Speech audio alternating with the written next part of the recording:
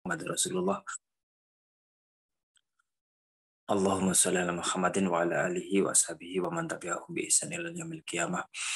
Allahumma faqihna fiddin wa 'allimna ta'wil. Rabbi shrah li sadri wa yassir li amri wahlul 'uqdatam min lisani yafqahu qawli. Amma ba'du.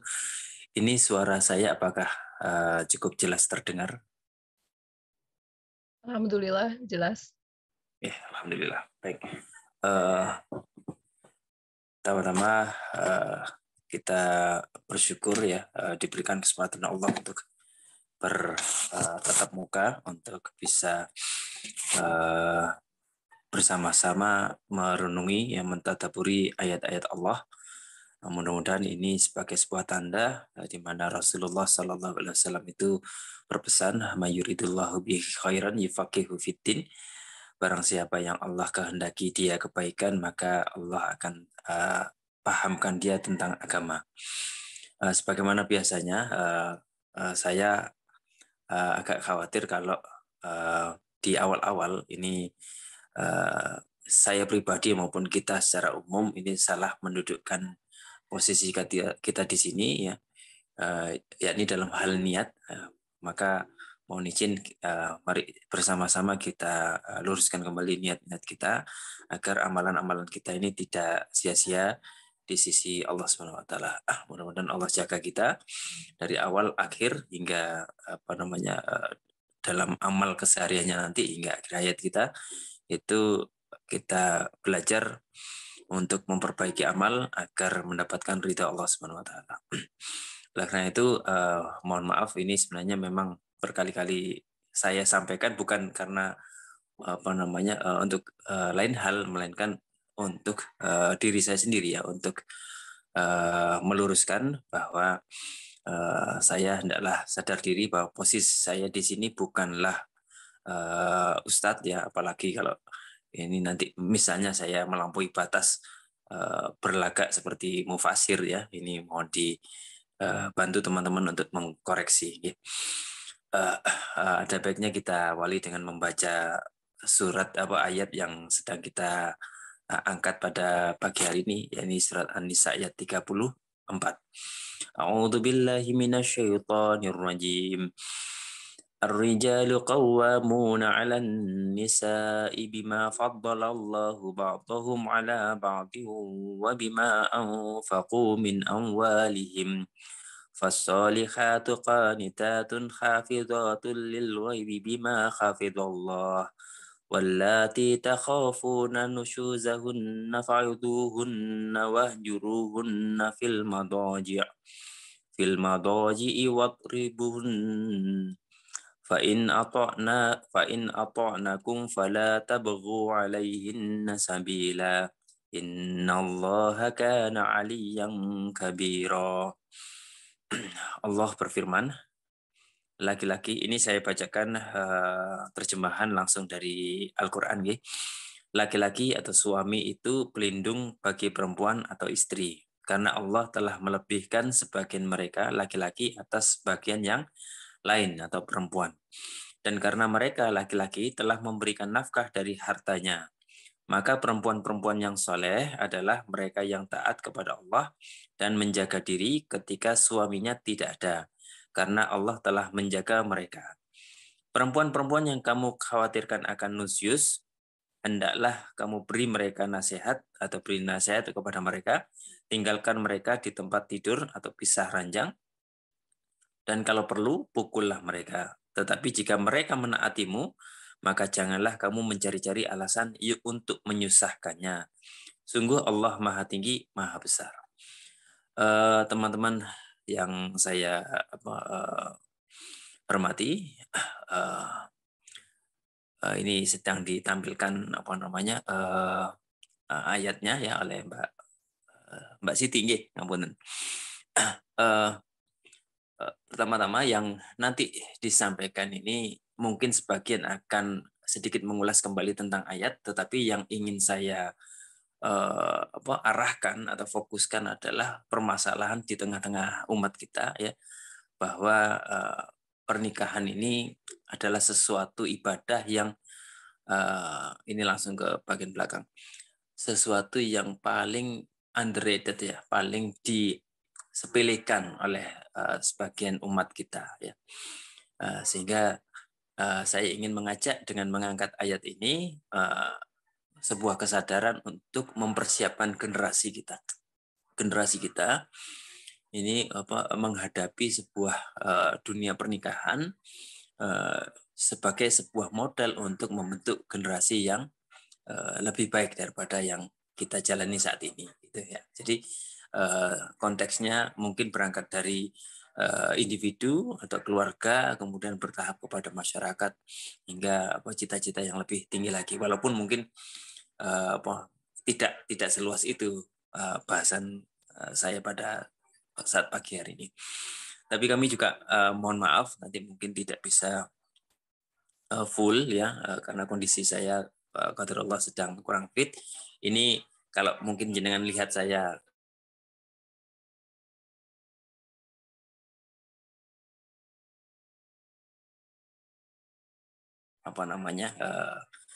melihat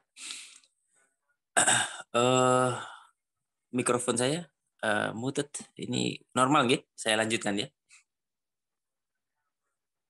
Halo. Iya, silakan. Ngapunten. Baik, alhamdulillah ini kita mulai dari kata-kata yang paling sering dibahas yakni ar-rijalu qawwamuna 'alan nisa, ya. Di beberapa terjemahan itu dipilih kata pemimpin, tapi di Al-Qur'an saya ini laki-laki atau suami itu pelindung bagi perempuan, ya. Qawam ini diangkat seakar dengan kata qiyam, ya, atau berdiri aktif gitu ya, sebagaimana qiyamul lail gitu ya, itu kita berdiri tapi tidak sekedar berdiri, tetapi melakukan sebuah pekerjaan hingga sempurna, sehingga qawam ini diartikan menunaikan tugas ya secara sempurna. Kalau guru saya mengartikan bahwa qawam ini ibaratkan mengantarkan seseorang atau sesuatu, tapi yang diantar ini hingga sampai selamat di dalam rumah. Jadi tidak diantar hanya ke depan pintu saja, ditinggalkan ditaruh di depan pintu, tetapi sampai dia masuk ke rumah dan dipastikan yang diantar ini aman, gitu ya. Nah, sampai sesempurna itu. Maka kalau ini dinisbatkan kepada laki-laki, ya, kepada ar-rijal, maka rijal ini mendapatkan tugas dari Allah untuk dia harus mengerjakan tugasnya itu sampai sempurna, ya. Dan tidak disebut sempurna kalau Allah memilih kata-kata qawamuna, tidak qaim, ya, tidak sesekali saja, ya. Tugasnya ini dilakukan secara berulang-ulang, ya. Jadi kalau seandainya dipilih kata qaim, maka bolehlah tugas itu disempurnakan sesekali. Tetapi karena dipilih qawam, maka tugasnya ini berulang-ulang datang, ya, berulang-ulang dipikul, tapi sebanyak itu pula, ya, secara terus-menerus tugas itu disempurnakan sampai selesai. Maka ini tidak berkesudahan, ya. Harus terus evaluasi apakah tugas saya hari ini sudah selesai, sudah baik. Kalau Ustadz Numan mengatakan apakah saya sudah bersikap adil kepada istri, dan pertanyaan itu terus diulang-ulang. Karena tidak bisa hanya sehari 2 hari saja, ya. Tidak bisa hanya setahun pertama pernikahan saja, tetapi hingga 10 tahun pernikahan kita tidak bisa menganggap diri kita sebagai suami yang baik sebelum setiap harinya kita berbuat baik kepada apa yang kita tanggung jawabi. Jadi laki-laki di sini menjadi penanggung jawab yang diwajibkan untuk tidak sekedar menafkahi, ya, tetapi terlibat aktif dalam setiap peran rumah tangga, yakni mengurusi wanita, yakni dalam hal pikiran, ya, karena di situ Allah melebihkan sebagian mereka, yakni laki-laki, atas perempuan dalam hal pertama adalah kelebihan pikiran ya.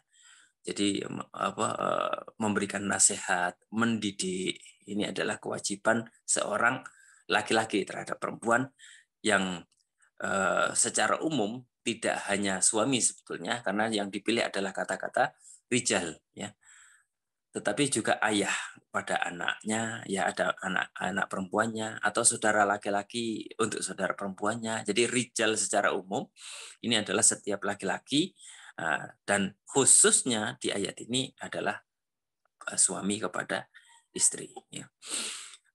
Dan yang kedua adalah kewajiban untuk dalam hal harta, ini memberikan nafkah, karena laki-laki diberikan potensi yang tidak diberikan kepada perempuan dalam hal menafkahi. Ya, jadi laki-laki wajib mencari nafkah, sedangkan perempuan tidak diwajibkan.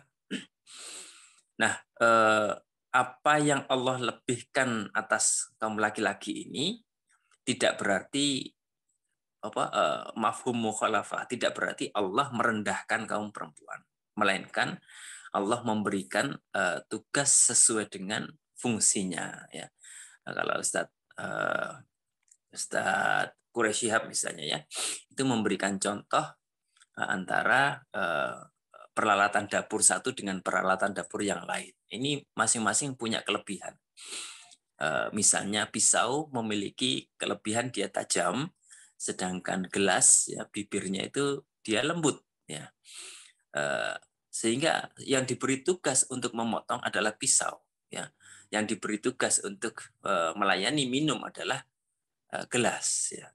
Nah, kelebihan ini sudah ada pada bentuk asalnya ya. Sudah dari pabriknya memang didesain seperti itu.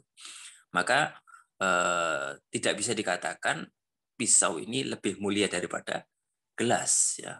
Tetapi masing-masing harus bekerja menurut fungsinya, menurut tujuan diciptakannya. Nah, itu dinamakan soleh. Gitu ya. Jadi disebut soleh kalau dia sesuai dengan fungsi diciptakannya. Baik. Ini yang membuat saya kemudian memberi judul autopilot itu adalah pengulangan itu tadi ya, bahwa ketika Allah pilihkan kata-kata qawam, kemudian saya mendengarkan penjelasan dari para ulama bahwa ini harus terus-menerus. Oleh karena itu penjagaan ini dalam benak saya ya, ini tidak bisa dengan berleha-leha, tidak bisa bersantai-santai ya. Melainkan harus ada upaya yang terus-menerus pula, evaluasi yang terus-menerus pula. Bahkan ketika sampai pada ayat fasolihat ya, ini adapun perempuan yang soleh gitu ya. Ini Ustadz Numan mengangkat kenapa yang diangkat ini bukan Vanessa ya dan perempuan, karena di awal tadi dimulai dengan ar-rijal gitu ya.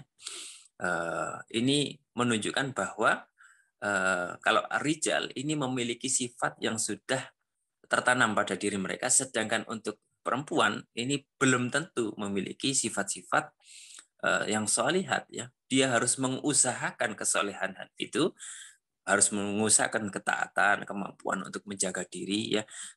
Sifat-sifat yang Allah sebutkan di sana itu muncul dengan sebuah ikhtiar yang sungguh-sungguh ya, tidak otomatis ya. Sehingga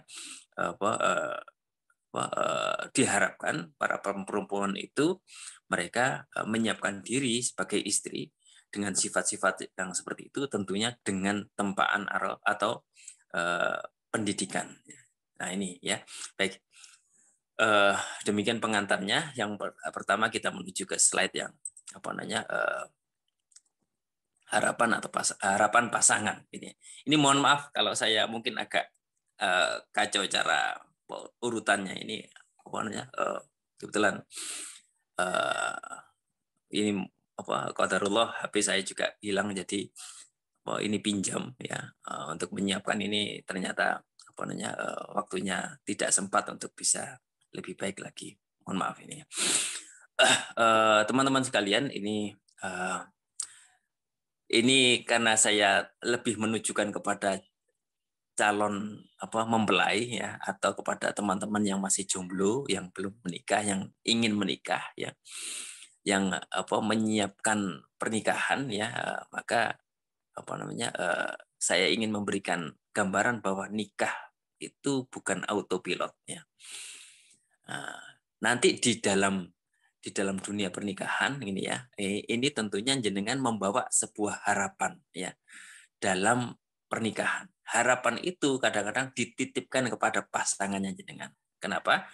Dalam kalimat yang sering kita ucapkan bahwa saya ingin menikah untuk menyempurnakan agama. Ini adalah sebuah kalimat yang baik ya. Namun ada hal tersirat yang perlu kita jaga supaya tidak menjadi salah langkah. Ya, ini di slide selanjutnya bahwa kita menikah ini ya, kamu menikah ini adalah untuk saling memperbaiki. Jadi kalau tadi disampaikan saya ingin menyempurnakan agama, iya betul memang. Tetapi bukan hanya untuk agamamu saja ya, tapi saling memperbaiki ya. Artinya harapan itu ketika kita ingin menikah, nanti kalau saya sudah menikah, saya ingin dipandu oleh suami saya ingin hati saya tenang karena ada istri saya gitu ya. Ini harapan-harapan yang khawatirnya orientasinya hanya untuk kita ya, kita ingin mendapatkan benefit atau kemaslahatan dari pernikahan itu. Tetapi di sisi lain kita jangan sampai lupa bahwa kita pun perlu memberi benefit yang sama sesuai dengan kebutuhan pasangan kita ya. Nah, sehingga hubungannya di sini harusnya timbal balik ya. Kita punya kewajiban, ya kita punya hak, tentu kita punya kewajiban sebagaimana dia juga punya kewajiban, tentunya dia juga memiliki hak atas diri kita ya. Jadi bolehlah kita ingin menyempurnakan agama, dan yang perlu disempurnakan adalah agama kita berdua antara calon suami atau calon istri ya. Dan harapan itu mestinya diberikan sebuah kerangka yang menyadari bahwa yang kita nikahi nanti bukan sosok yang sempurna seperti malaikat ya. Meskipun kita mengenal calon pasangan kita itu sebagai orang yang soleh ya, mengenal dia di masjid, di kepanitiaan Idul Adha misalnya ya. Tetapi pastilah setiap orang itu perlu disadari ya, perlu disisakan ruang dalam hati kita, sesoleh apapun siapkan diri untuk mendapati kelemahan pada dirinya ya, bukan dalam rangka untuk diungkit ya, tetapi agar hati kita, dada kita itu lapang dengan kenyataan bahwa nanti ya boleh jadi orang yang kita kenal rajin ke masjid ternyata dia pemarah atau ternyata dia pelitnya gitu ya. Bacaan Qur'annya bagus ya, ternyata punya sifat malas misalnya ya. Jadi yang kalau tidak disisakan ruang di dalam hati kita ini ya akan kelemahan pasangan kita, nanti khawatir ya kita akan heran ya dengan kadar agama yang dimiliki oleh pasangan kita. Dulu saya kenal kamu itu loh rajin ngaji, tapi kok kelakuannya seperti ini ya. Akhirnya yang sebagaimana orang-orang banyak jilbaban tapi kok perbuatannya jelek ya. Kesimpulan yang muncul itu khawatirnya salah. Lebih baik tidak usah jilbaban karena bisa merusak citranya jilbab. Nah, ini kesimpulan yang salah ya. Pahamilah bahwa kelakuannya seperti itu masih mending dia mengaji, masih mending dia ke masjid, masih mending dia itu berjilbab ya. Kalau amal solehnya yang dipermasalahkan ya, bukan amal salahnya, maka kita nanti takut terjebak pada nihilisme ya, semuanya ancur-ancurin dah wes daripada kamu berjilbab tapi perbuatannya masih jelek, mending nggak usah jilbaban. Akhirnya nggak ada amal soleh sama sekali. Nah, ini kalau kita bawa ke rumah tangga ya, akhirnya ujung-ujungnya adalah perceraian yang dibenci Allah Subhanahu wa taala. Nah, itulah. Jadi kita apa namanya, slide selanjutnya adalah kita menikah itu ya tentu membawa harapan ya, tetapi batasilah ya, atau kembalikanlah bahwa berharap kepada manusia, kepada pasangan kita, kepada suami kita. Nanti kalau saya sudah suami anak ya, saya apalagi suami saya itu pinter ngaji, saya nanti akan diajari ngaji oleh suami saya. Itu ya, harapannya begitu. Kalau saya sudah punya istri, nah saya sudah tenang ya, tidak perlu was-was misalnya ya. Tapi kembalikanlah bahwa eh, harapan kepada makhluk adalah harapan yang lemah, menggantung kepada makhluk yang lemah. Gitu ya. Khawatirnya harapan itu akan berubah menjadi tuntutan. Ya. Kalau pagi hari atau pulang dari kerja ini kok istrinya kok tidak bikinkan kopi ya, masa tidak ngerti sih kebutuhannya suami gitu. Kemudian istrinya sudah bete di rumah, sudah sibuk dengan pekerjaan sehari-hari, suami saya tidak ngerti nih kalau saya ini sudah stres di rumah, butuh jalan-jalan misalnya ya. Akhirnya akan menyalahkan ya, merasa suami saya kurang, istri saya ini tidak perhatian.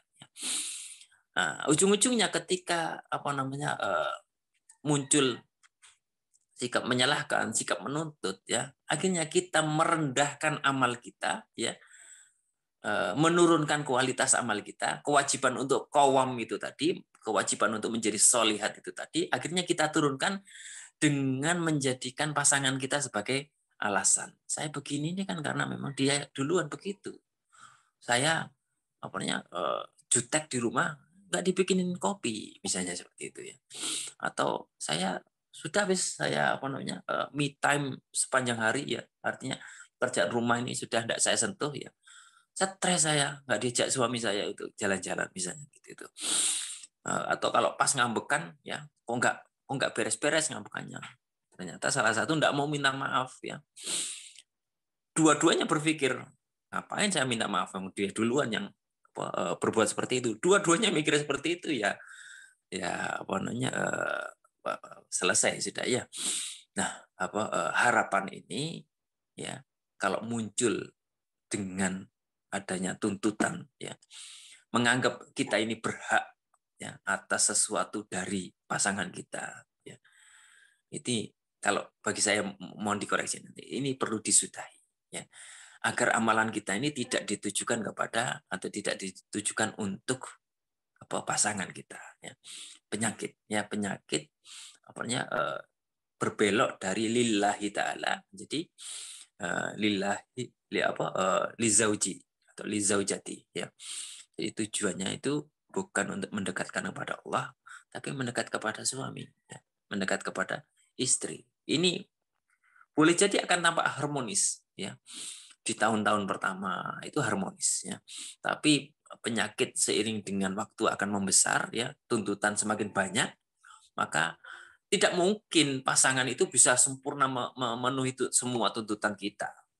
Pada saat itulah muncul 1, 2, 3 ya, yang kurang dari pasangan kita dalam melayani kita, sehingga kita menjadi beribadah atau beramal ini tergantung.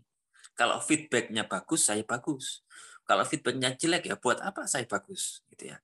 Akhirnya mulailah keretakan demi keretakan itu semakin membesar. Nah, ini saatnya untuk mengevaluasi ya. Di saat itu kita perlu mengevaluasi. Di saat kita menjadi muncul kenapa kok istri saya begini ya. Tapi lebih kepada ngoreksi istilahnya, menuntut, lebih kepada menuntut, bukan taktib, bukan mendidik istri saya sekarang kok seperti ini. Saya buat majelis untuk memasukkan ilmu yang mungkin bisa mendasari atau meluruskan sikapnya. Lain dengan halnya dengan menuntut ya, seharusnya kamu itu begini gitu ya, misalnya ya, dengan nada-nada tuntutan, maka kita perlu duduk untuk bertafakur ya. Bukankah kita ini inna salati wa nusuki wa mahyaya wa mamati lillahi rabbil alamin. Kita menikah sekalipun adalah untuk melayani Allah, ya, melalui pemenuhan kebutuhan seksual kita, memenuhi kebutuhan berumah tangga kita, ya. Itu sejatinya adalah untuk Allah, ya. Jadi bahwa kita fokus, kita konsentrasi bagaimana cara saya atau kedudukan saya, ya, mendudukkan diri di dalam rumah tangga ini yang Allah ridho. Semuanya kembali ke saya, ya. Dalam hubungan kepada istri sekalipun atau dalam menyikapi sikap suami sekalipun, ini kerangka yang dipakai bukan menggurui, ya, bukan ngajari istri, tetapi kewajiban suami untuk mengingatkan, kewajiban istri untuk mengingatkan suaminya. Jadi kembali kepada kewajiban, ya, bukan menuntut hak, gitu ya. Soal hak, ya, ini kalimat saya adalah kalau kita bantu pasangan, maka niscaya dia akan mudah untuk membantu kita. Tapi ini sekali lagi bukan dalam kerangka tuntutan. Kan sudah saya bantu haknya. Sekarang giliran saya, bukan dalam seperti itu. Oke. Baik, teman-teman, ini saya terbalik tadi menyampaikan tentang slide yang qawam, ya. Bahwa qawam adalah sebuah ketetapan dari Allah, ya. Allah tetapkan suami atau arijal itu memiliki qawam, ya. Allah tetapkan ini karena yang dituntut dari suami adalah tanggung jawab yang terus menerus. Tidak ada tetapi, ya. Jadi Ustadz Numan itu menjelaskan bahwa laki-laki itu seharusnya mbok yao melindungi perempuan, bukan seperti itu, ya. Bukan bukan dalam kalimat yang bisa ditawar, ya. Tapi sudah dari sananya laki-laki itu pelindung bagi perempuan, ya, secara umum. Oleh karena tidak ada kata tetapi, ya. Ini yang seharusnya saya sampaikan di awal tadi, ya. Karena terbalik saya jadi agak ini. Kita lompati ya ke slide selanjutnya, ya. Nah, teman-teman solihin dan solihat, ini istilah sapaannya Ustadz Salim Afilah, gitu ya. Para solihin, para solihat, menikahnya solihin dan solihat, laki-laki dan perempuan yang soleh, itu tidak ada garansi, ya, akan otomatis menjadi sakinah, mawaddah warahmah, ya. Jadi tidak perlu heran kalau ada ulama, ya, kemudian bercerai. Ini kan soleh, ya, ilmunya tinggi, kok bisa bercerai, kok bisa bertengkar, ya. Karena tidak ada jaminan, ya, bukan sesuatu yang menegasikan adanya permasalahan di dalam rumah tangga, ya. Bukan bukan penghilang permasalahan, ya. Ini solehin solehat, kalau sudah soleh dan solehat menikah, wis dijamin masalahnya hilang. Tidak seperti itu. Melainkan dengan pengertian tadi qawamah tadi, ya, keduanya masih harus mengusahakannya, memperjuangkannya dan mempertahankannya terus-menerus, ya. Ya, itulah kenapa suami perlu jadi qawam, ya. Perlu menyelesaikan tugasnya sampai sempurna, terus-menerus, berulang-ulang sampai dia selesai jatah hidupnya di dunia ini. Dan demikian pun perempuan, ya. Tidak perlu menjadi solehat kalau tidak perlu menjadi qanitah, tidak perlu menjadi hafidhat kalau dengan soleh saja, sekali saja, kemudian akan bahagia selama-lamanya seperti di kisah dongeng putri kerajaan, gitu ya. Lah kalau kalau soleh tidak menjamin sakinah, buat apa soleh? Lah apalagi kalau tidak soleh, ya. Tentu sakinah mawaddah warahmah itu menjadi semakin jauh, ya. Nah, ini kebiasaan saya untuk mengangkat kisah dalam penyampaian saya. Ini mudah-mudahan waktunya mencukupi. Ummu Sulaim dan Abu Tolhah, ini saya singkat untuk mengingatkan saya saja. Ada dua. Ini mohon maaf kalau dikoreksi, mohon dikoreksi kalau salah, ya. dua peristiwa yang saya angkat dari kisahnya Abu Thalha ketika Ummu Sulaim ini mendapati suaminya kan pergi ya. Kemudian qadarullah putranya meninggal ya, singkat cerita ya. Kemudian dalam menanti suaminya pulang kembali ini karena mungkin tidak diketahui tidak akan lama, maka Ummu Sulaim atau Rumaisah kalau tidak salah ya, itu menyiapkan dirinya, menyiapkan putranya yang sudah meninggal tadi di tempat tidur atau bagaimana persisnya ini ya. Yang jelas putranya sudah dalam keadaan wafat, tidak bernyawa, tapi sang istri ini menyiapkan diri seolah-olah seperti pengantin baru ketika suaminya datang. Maka suaminya mengira tidak ada apa-apa karena memang sedemikian normalnya ya, bahkan mungkin sedemikian romantisnya sambutan sang istri sehingga mereka makan bersama kemudian menyelesaikan melanjutkan dengan hubungan suami istri. Barulah di saat di saat sudah selesai itu dalam kondisi junub, sang istri menyampaikan bahwa bagaimana pendapatmu kalau ada suatu kaum meminjami sesuatu kemudian memintanya kembali, apakah boleh tidak dikembalikan? Maka suaminya menjawab tidak, tentu saja harus dikembalikan. Maka berbahagialah ya, carilah keridhaan Allah bahwa putra kita sudah diambil oleh Allah Subhanahu wa taala. Kaget suaminya. Loh, ya, bahasa saya ya. Kok tidak kamu beritahu ya? Kenapa kok kamu membiarkan saya junub ya sebelum mendengarkan berita ini? Marah ya suaminya. Kemudian esok paginya melapor kepada baginda Rasul. Dilalah ya, ternyata Rasulullah justru bergembira ya dengan sikap istrinya itu, mendoakan mudah-mudahan hubungan yang dilakukan tadi malam itu Allah berkahi. Dan benar Allah kemudian memberikan karunia putra bagi mereka untuk putra yang soleh gitu ya. Nah, dalam perspektif saya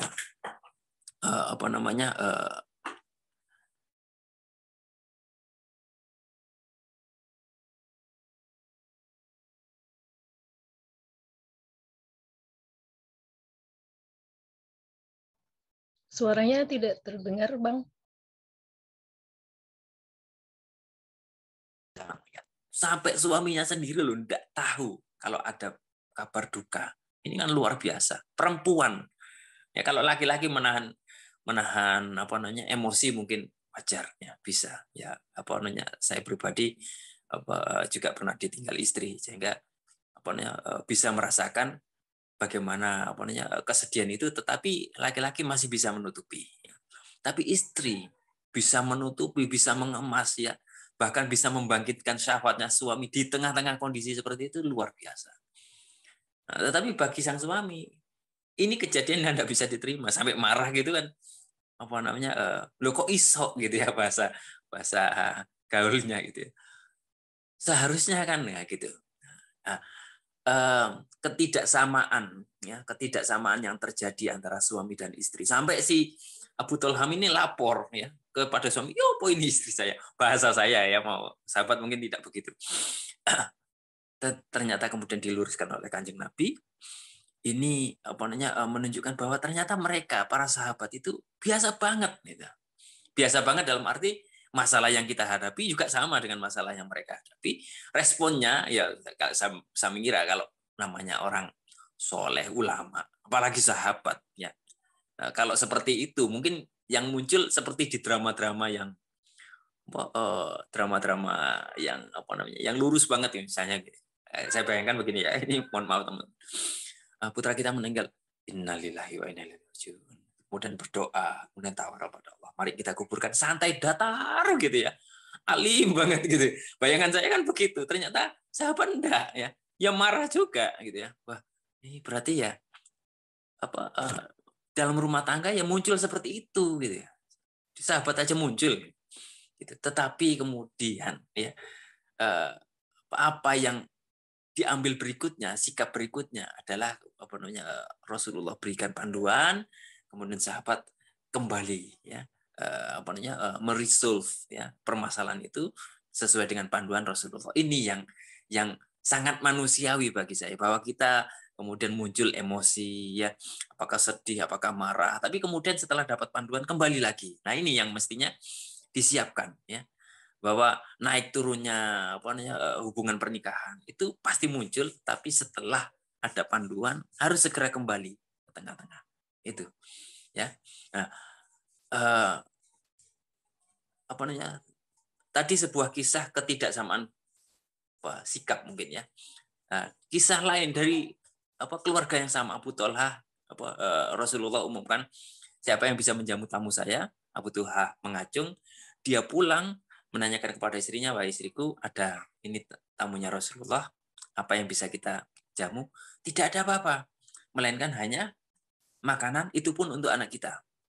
Kalau begitu tidurkan anak-anak kita, kemudian apa namanya, kita jamu tamu-tamu kita. Bagaimana caranya? Nanti apa, kamu hidangkan sebagaimana biasa, kemudian untuk pas bagian saya matikan lampunya dan kita pura-pura makan. Ya, jenengan sudah tahu ya kisah itu ya. Ini kalau istri biasa ya, mikirnya itu tentu saja, "Lah terus anak-anak kita gimana, lapar sampai besok hari," segala macam ya. Sampai kemudian sampai kepada Rasulullah, cara mereka menjamu tamu itu yang kemudian Rasulullah kagum ya, menyampaikan apa yang berita dari langit ya. Ini betapa kompaknya suami istri di sisi lainnya. Di sini begitu kompak sampai mereka itu drama di depan tamu, pura-pura makan klotak-klotak mungkin. Wallahu alam kalau Pak Kijari tentunya enggak. Pura-pura ngunyah, pura-pura makan ya, sampai tamunya itu tidak sadar bahwa tuan rumahnya sedang berpura-pura. Nah, ini ya, ini sebuah apa namanya, ikhtiar ya, sebuah keluarga dalam rangka mencapai pengabdian yang paling tinggi ya. Tentu saja besok harinya akan muncul masalah, itu saya yakin, anaknya mengeluh lapar gitu ya. Terus bapaknya nyari dulu, ibunya menyabarkan, itu bagian yang Rasulullah apa kabarnya tidak sampai ke saya ya, tidak sampai ke kita ya. Boleh jadi karena sudah bagian drama itu apa dilalui dengan tidak terlalu dihiraukan, tidak terlalu dipusingkan. Dramanya ada, anaknya nangis kah ya, terus suaminya masih harus cari kerja untuk sarapan, teman-teman istrinya sibuk apa ya, meredakan apa, mengalihkan perhatian, meredakan tangisnya, itu drama ada. Tetapi tidak terlalu didramatisasi, tidak perlu dimunculkan. Sehingga di sini biasa saja, semua akan berlalu. Ini ya, ini ya, apa namanya, yang perlu dipikirkan ya, yang perlu disiapkan tentang dunia pernikahan ya, bahwa hal seperti itu akan muncul, kita tidak otomatis siap ya dengan hal seperti itu. Tetapi ketahuilah itu bukan tidak mungkin kita lalui ya. Itu bukan tidak mungkin untuk kita lakukan sebab sudah ada contohnya. Kita tinggal mengulang saja. Nah, tapi untuk bisa mengulang itu harus ada persiapan. Ya. Tidak otomatis solehah kemudian siap, enggak, belum tentu. Ya. Soleh kemudian bisa sabar, belum tentu. Ya. Karena kondisi di pernikahan itu ujiannya sangat apa berupa ragam rupa ya, tingkat apa hantamannya itu bisa ringan sampai berat ya. Dan kita ingat bahwa pernikahan ini adalah ibadah yang paling panjang ya, sehingga waktu ujian juga lebih lama ya, soalnya banyak ya. Kalau soalnya apa cuman 10 mungkin waktunya hanya setengah jam ya. Tapi soal UMPTN SPMB itu berapa ya? Itu bisa 2 jam. Lebih lama lagi, tentu lebih banyak lagi soal-soal yang harus kita jawab. Kan nggih?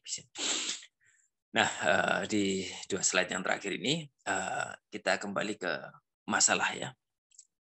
Masalah yang kita hadapi di mana masyarakat ini menganggap bahwa menikah itu dianggap hal yang bisa dilakukan autopilot ya. apa bahasa yang sampai ke saya, nanti kalau sudah besar kan tahu sendiri. Nah, kalimat seperti ini sering muncul ya. Sebagaimana nanti kalau sudah besar ya akan paham sendiri, matang dengan dewasa itu. Kedewasaan itu seringkali dianggap akan datang, akan tercapai, muncul dengan sendirinya ya. Ini mungkin kalau dalam hal konteks pernikahan ya, masyarakat tidak terlalu menyiapkan pernikahan karena urusan menikah itu kan dua orang ya sama-sama makan, sama-sama minum. Sebelum menikah kan mereka sudah melakukan makan, minum, sudah pernah kerja, sudah pernah berinteraksi dengan masyarakat. Cuman tambah satu, ketika kumpul mereka berkumpul di kasur itu saja. Cuman ketambahan itu tidak usah diajari, insya Allah bisa lah. Gitu. Mungkin anggapannya seperti itu, sehingga tidak perlu persiapan khusus. Ya. Mereka tinggal mengulang yang sudah pernah dilakukan. Padahal tidak begitu kan. Ya, tidak begitu.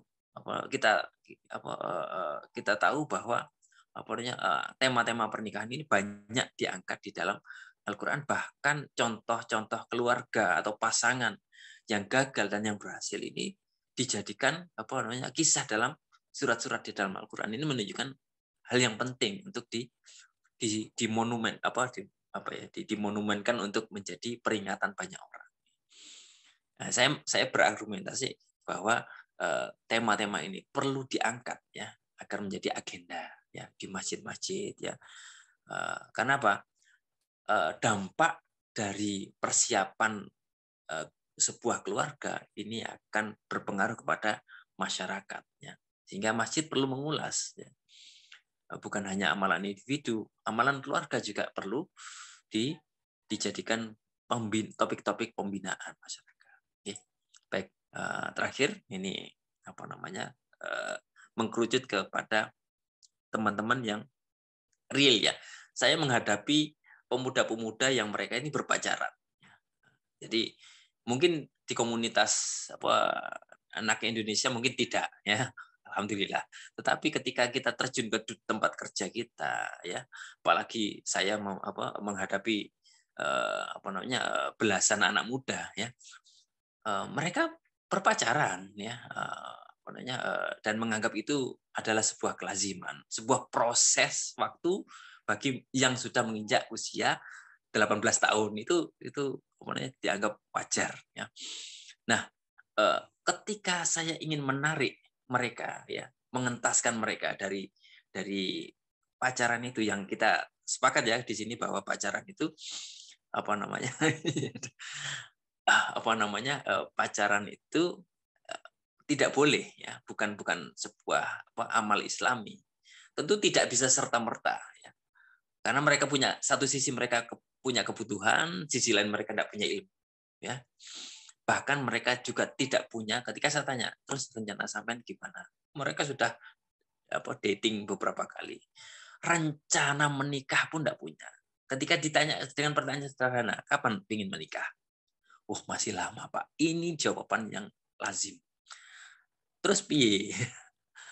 Caranya masyarakat, caranya mendidik mereka bahwa kamu ini mau memasuki sebuah jenjang kehidupan yang sangat besar, yang sangat agung, ya, yang perlu disiapkan karena tidak bisa autopilot, tapi rencana saja tidak punya, itu piye ceritanya, gitu ya.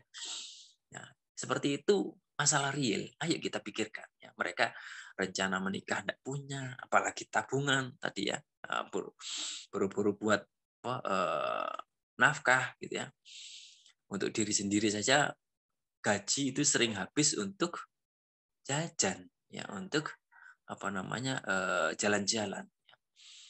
Mereka tidak punya ilmu, dan yang membuat hampir putus asa bahwa di antara semua mereka tidak punya rencana, tidak punya tabungan, tidak punya ilmu.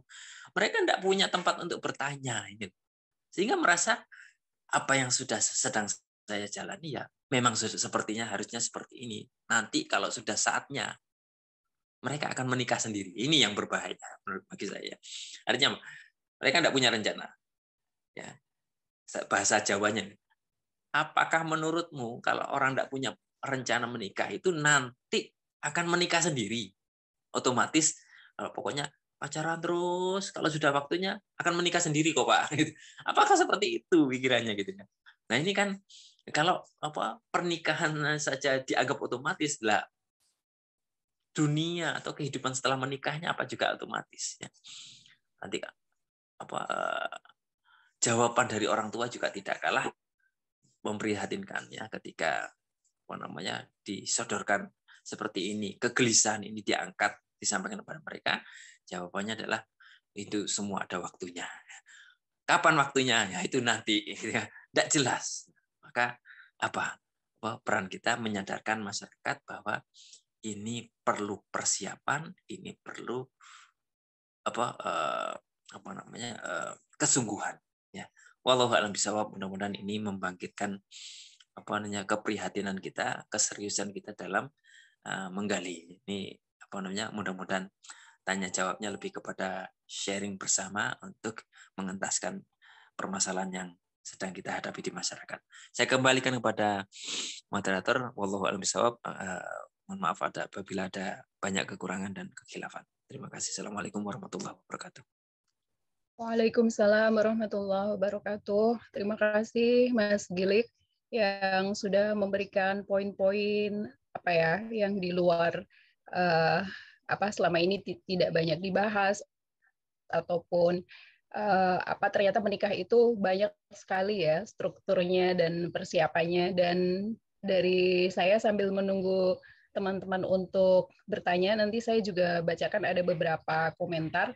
Nah, di sini kecenderungan misalnya menikah itu memang sangat dianggap sepele ya. Jadi kayak seperti sebuah nanti pasti akan dengan otomatis Tuhan memberkati. Misalnya saya nggak tahu, mungkin orang punya pandangan tersendiri di sini.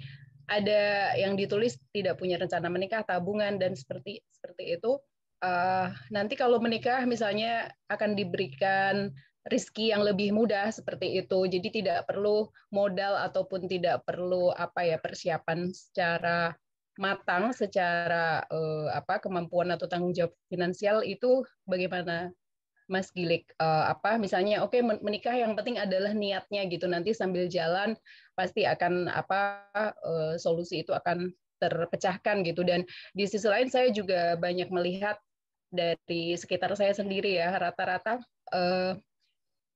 pasangan yang menikah muda, kemudian setelah lahir anak ya, itu kayak merasa tanggung jawabnya sangat besar, dan kemudian dengan keterbatasan income-nya seperti itu, dan itu jadi sumber utama dari perpecahan pernikahan ya. Dan banyak yang itu menyebabkan laki-laki untuk lari dari tanggung jawabnya dan kemudian memilih untuk bercerai, ataupun dia memilih untuk lebih bebas seperti itu.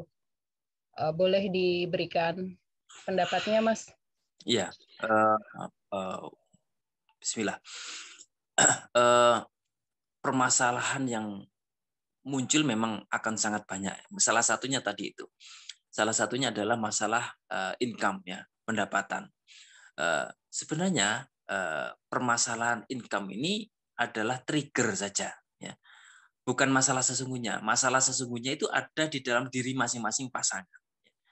Nanti akan tertrigger oleh income, akan tertrigger oleh mertua, akan terpicu oleh munculnya anak ya, kemudian tetangga, omongan orang ya. Itu semua akan memicu apa yang kita siapkan selama ini. Jadi yang kita bawa modalnya itu sebenarnya ada dalam modal pernikahan terbasis itu sebenarnya ada di dalam diri kita. Masalah itu pasti muncul nguji apa yang kita siapkan itu ya. Sehingga ketika masalah income ya, pilihannya selalu dua ya. Akan ditempuh dengan cara yang benar atau yang salah ya. Apakah dia akan lari atau dihadapi ya. Apakah dia akan abaikan atau dia mau seriusi gitu ya. Pilihannya seperti itu terus ya. Cuman karena soalnya berbeda-beda ya, mungkin caranya jawabnya berbeda-beda, hanya dalam panduan panduan besarnya seperti itu tadi ya. Ini income kurang misalnya ya. Kan solusinya dicari gitu ya.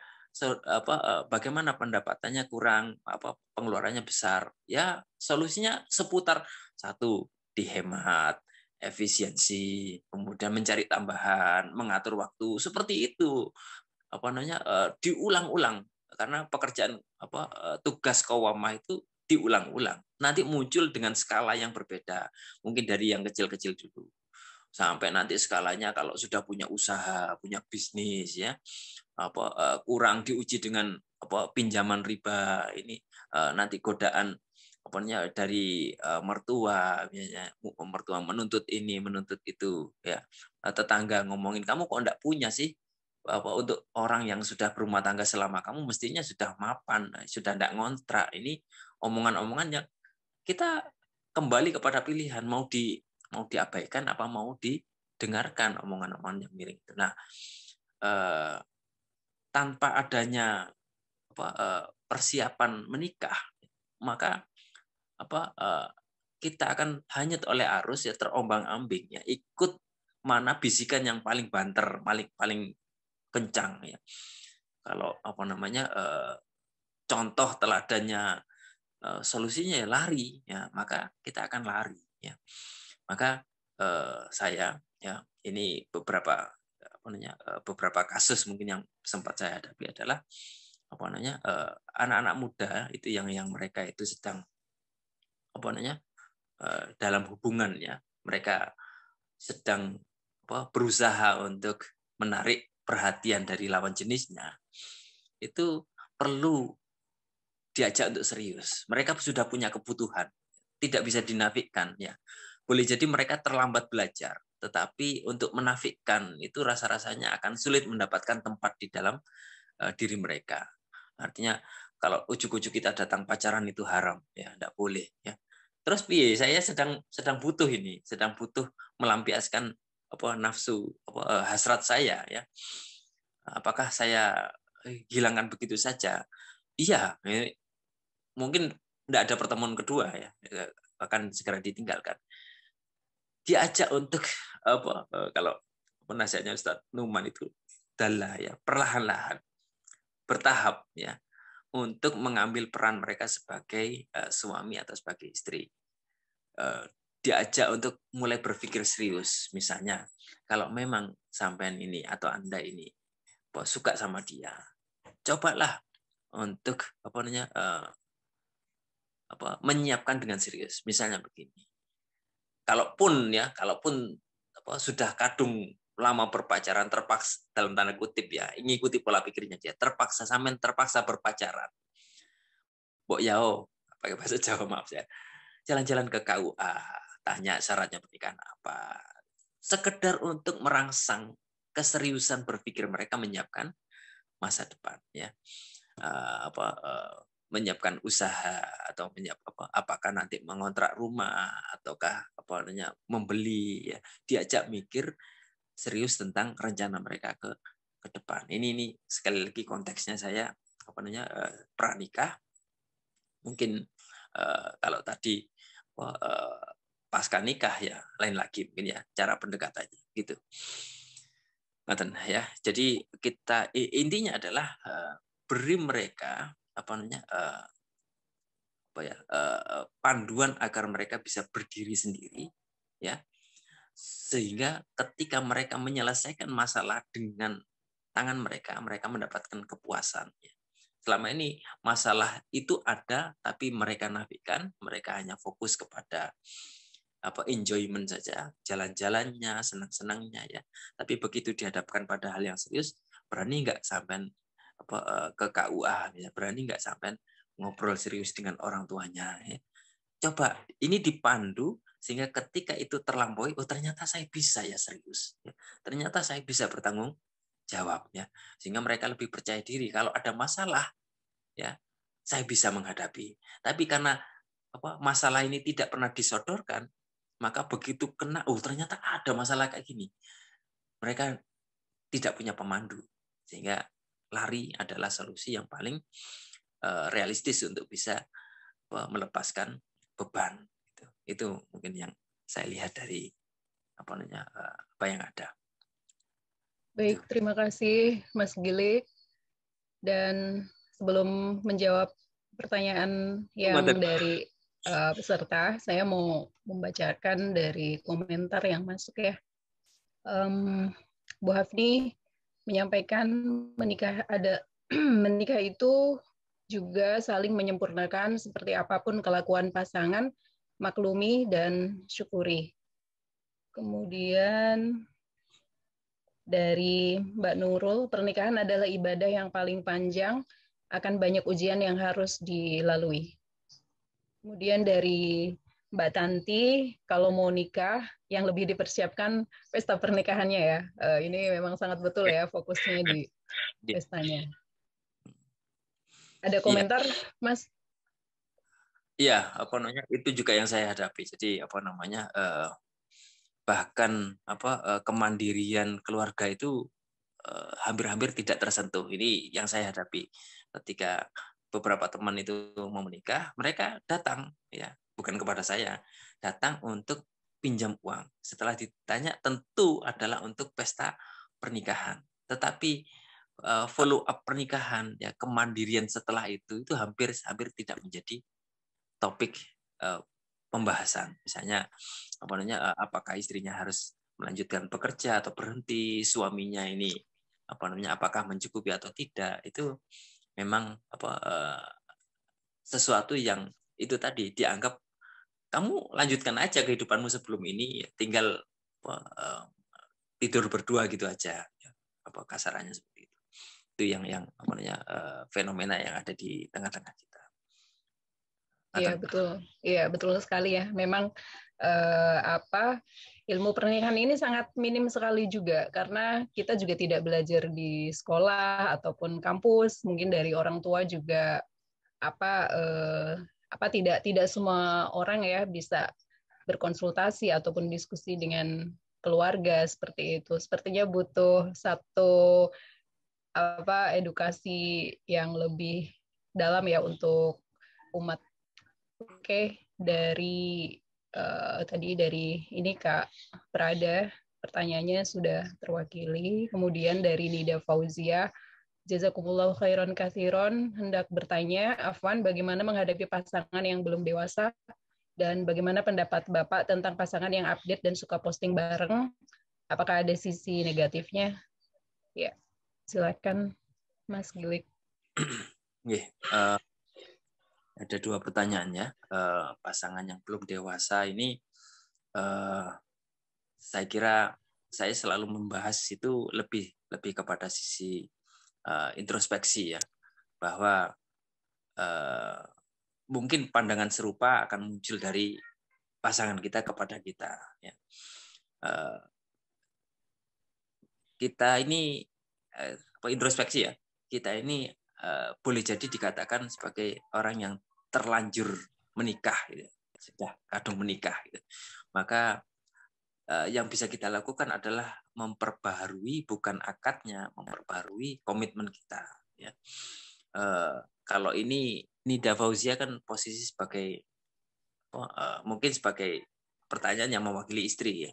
Kalau suaminya belum dewasa ya, atau istrinya belum dewasa ya, yang jelas komitmen untuk menerima pasangan itu dengan tidak melepaskan ya kedudukan beliau sebagai pasangan kita ya.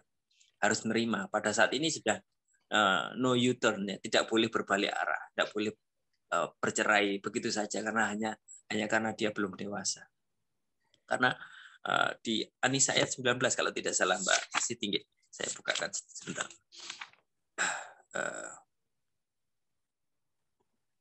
Fa'in a'udzubillahi minasyaitonir rajim fa'in karihtumuhunna fa'asa an takrahu syai'au wa yaj'alallahu fihi khairan katsira. Jika kamu tidak menyukai mereka, maka bersabarlah. Ya, karena boleh jadi kamu tidak menyukai sesuatu padahal Allah menjadikan kebaikan yang banyak padanya. Jadi kelemahan pasangan kita dari satu sisi itu adalah sesuatu yang kita perlu sabari karena boleh jadi kita melihat satu hal ya, tetapi kita belum komprehensif melihat sisi secara utuh bahwa bagian yang beliau atau pasangan kita itu kurang, itu kitalah yang Allah tunjuk untuk menutupinya. Sedangkan bagian lain yang memiliki kelebihan itu perlu dipandang juga sebagai sesuatu yang Allah anugerahkan kepadanya untuk menutupi kekurangan kita. Jadi pasangan-pasangan yang belum dewasa, contohnya mungkin saya kira ini pertanyaannya luas sekali ya. Kedewasaan itu kan aspeknya banyak ya. Kalau dalam bahasa fikih yang saya ingat itu rusydi, kemampuan untuk mengelola ya. Kalau dia belum bisa mengelola harta dalam hal finansial sekalipun ya, punya uang kok mesti cepat habis padahal sudah tahu perhitungannya, kalau tidak dihemat 30 hari maka enggak bisa. Tapi kok dengan perhitungan yang seperti itu sudah sama-sama tahu kok habis juga. Nah, ini berarti kemampuan mengelola keuangannya kan belum matang. Ini kan belum dewasa. Ya, rumus detailnya kasuistik, tidak bisa sampaikan tanpa melihat kasusnya. Tetapi secara umum memang kemampuan rusydi ini perlu dilatih ya, perlu diilmui dulu. Pertama-tama dengan mengenali ini sebagai tanggung jawab. Kalau ini tidak dianggap tanggung jawab, maka kedewasan itu tidak muncul. Misalnya begini, memasak atau menyediakan makanan, ini tanggung jawabnya siapa? Kalau suami tidak paham, maka dia menganggap ini tugasnya istri, sehingga pagi hari adalah saat saya me time ya, bisa baca koran kan, sebagaimana yang dulu menjadi teks pelajaran sekolah, ibu memasak di dapur, ayah membaca koran gitu ya. Maka suami kopi, baca koran, nuntut istrinya, Bu, siapkan sarapan. Suaminya lenggang kangkung ya, duduk-duduk di teras rumah, nunggu kopi dari sang istri, istrinya kelabakan nyiapkan anaknya sekolah, nyiapkan sarapan, ya, mencuci baju, tidak dibantu oleh suami. Nah, ini suami yang kurang dewasa karena dia tidak menyadari bahwa itu tanggung jawabnya juga, peran yang harus dipikulnya juga. Nah, ini Ustadz Salim Afilah itu memberikan matematika yang menarik ya, bahwa memberi nafkah suami kepada istri itu baru 1/4 kewajibannya ya. Ngasih uang belanja itu baru 1/4 amalan memberi nafkah. Kalau membelanjakan ke pasar, suami yang pergi ke pasar belanja ya, istri tinggal nulis shopping list saja ya. Mas, nanti tolong belikan ini. Oh, jangan lupa itunya. Oh ya, nanti mampir ke toko ini belikan telurnya. Kalau telurnya mahal, pindah ke toko ini. Suaminya pasti bingung gitu. Membedakan kemiri sama ketumbar, kebalik-balik, ini mana yang kemiri, mana yang ketumbar ya. Itu pun baru setengah memberikan nafkah katanya Ustaz Salim ya. Oke, baik Mas Gilik, ini ya sepertinya ada satu pertanyaan yang cukup ini ya, ada konsultasi yang butuh mungkin pencerahan. Oke, izin bertanya untuk yang telah menikah muda, kondisi istri misalnya diajak suami untuk tinggal dengan ibunya yang tinggal sendiri karena anak tunggal. Kemudian suami kurang bisa memposisikan diri sebagai suami dan anak, lebih condong mengikuti kepemimpinan ibunya, bahkan membuat istri sakit mental dan fisik karena istri sedang sakit, suami tidak mengantarkan istri ke RS, alasannya adalah lebih mengutamakan silaturahim ke keluarga ibunya dan jalan-jalan sama ibunya, serta tidak memperbolehkan istri untuk sering telepon ke ortunya untuk memberi kabar dengan alasan mematuhi suami lebih utama. Kemudian lari dari permasalahan, membiarkan disuruh ibunya menceraikan istrinya, juga nurut saja. Akhirnya terjadilah talak. Padahal istri sedang kondisi hamil. Mohon saran tanggapannya. Monggo, Mas Gilik. Ini kasus yang berat sekali. Mohon maaf ya kalau misalnya apa yang saya sampaikan ini kurang tepat atau berkenan. Menunaikan satu kewajiban itu tidak boleh dengan meninggalkan kewajiban yang lain. Tidak bisa kita alasan taat kepada orang tua, tapi kemudian meninggalkan kewajiban kita mengayomi istri. Tidak boleh. Tidak ada dalam Islam itu pengorbanan seperti itu. Ya. Jadi Allah akan berikan kita kemampuan untuk menyelesaikan setiap kewajiban. Oleh karena itu, tinggal mengatur saja. Harusnya yang dilakukan adalah mengatur dengan belajar prioritas. Mana prioritas yang perlu didahulukan, mana yang bisa ditunda, bukan ditinggal. Ketika ada yang sakit, kemudian ada yang acara, secara umum kita paham bahwa sakit ini darurat, harusnya didahulukan. Tetapi manakala berkurang tingkat daruratnya, maka keutamaan yang muncul, ibu ketaatan pada ibu ini mungkin diutamakan, ya, karena sudah tidak darurat lagi. Maka belajar kaidah tentang prioritas, belajar kaidah bahwa kewajiban itu tidak boleh saling mengalahkan, ya, tapi sama-sama harus ditunaikan. Ini adalah hal yang perlu segera dipelajari oleh calon-calon suami atau para suami atau para istri yang terlanjur menikah. Wallahu a'lam. Oke. Jadi tidak hanya secara kematangan dari mempersiapkan material, ya, jadi kematangan dari emosi dan juga karakter juga, ya, bagaimana dia akan menjadi pemimpin atau menjadi menjadi bagian dari tentunya kepala keluarga ataupun sebagai pasangan. Baik, ada Kak Yukiko yang raise hand sebelum saya melanjutkan pertanyaan yang ada di chat. Silakan Kak Yukiko. Baik, terima kasih. Singkat saja, sebenarnya tadi Ustaz bilang masalah kedewasaan. Itu parameternya di Quran dan hadis itu seperti apa dan bagaimana, ya? Karena saya melihat banyak laki-laki terlambat dewasa dibanding perempuan. Dari fisik mereka karena pengaruh mungkin nonton porno di HP, jadi mereka cepat dewasa, cepat mimpi basah, tapi di satu pihak mereka berperilaku seperti anak kecil dan sangat lambat untuk dewasa, padahal kepemimpinan sudah seharusnya di tangan mereka. Dan bagaimana menurut Ustaz kalau ada misalkan pembinaan liko, para ikhwan itu kadang tidak terlalu memikirkan masalah ekonomi. Jadi mereka cuma berpikir nanti rezeki Allah yang atur. Jadi tidak punya perencanaan keuangan yang baik dan detail. Seperti itu. Ya, terima kasih.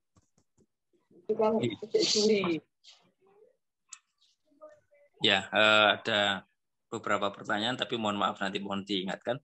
Yang pertama tentang parameter kedewasaan, okay? Apakah ada di dalam Al-Quran maupun hadis? Saya lupa ayatnya, tentang kekuatan, ya. Tentu istilah itu akan berpengaruh kepada definisi, ya, istilah yang biasa saya pelajari itu adalah Rusdi itu tadi, ya, tentang kematangan mengelola, ya. Atau kalau dalam Al-Quran itu mohon dibantu, ini ada yang ingat ayat tentang kekuatan, surat Ar-Rum, ya. Ya, mungkin Bang Hanif atau Pak Heru kalau ya, referensi ayatnya boleh saling menambahkan. Seperti ini cukup penting, ya. Ya. Baik, isinya saja. Mungkin nanti Ustaz Heru mau membantu, Bu, barangkali. Kalau tidak ada, sementara saya ini kan, saya ingat. Dengar nggak suara saya, Mas? Monggo, silakan. Ini saya mungkin perlu klarifikasi, yang Arum itu yang mana? Tapi kalau yang saya ingat itu yang Anisa itu, yang 9, yang takut.